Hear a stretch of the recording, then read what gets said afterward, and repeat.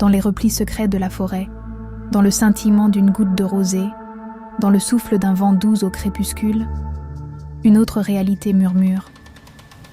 Le monde visible n'est qu'un voile fin, et derrière lui, dans l'intimité vibrante de la nature, vivent les élémentaux, gardiens magiques des forces de la terre, de l'eau, de l'air et du feu.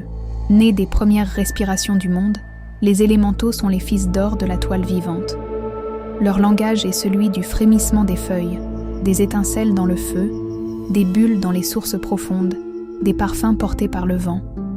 Ils sont l'âme enchantée des paysages, les porteurs de l'équilibre sacré entre le visible et l'invisible.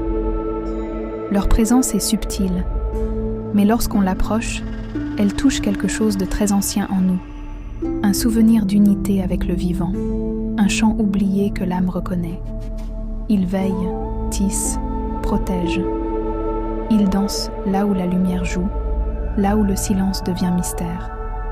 Et parfois, dans les lieux chargés de beauté pure, leur magie se fait presque tangible, comme un battement d'ailes dans le cœur. Les élémentaux ne sont pas des mythes, ils sont les jardiniers de la vie, les architectes silencieux de l'équilibre, les veilleurs de l'invisible.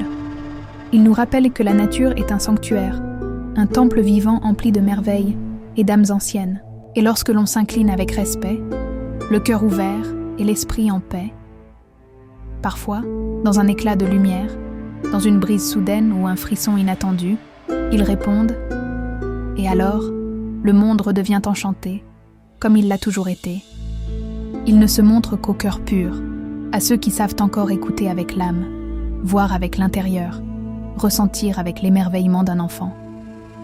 Car leur monde est tissé de lumière et d'ancienne sagesse, un royaume où chaque feuille, chaque pierre, chaque souffle est habité.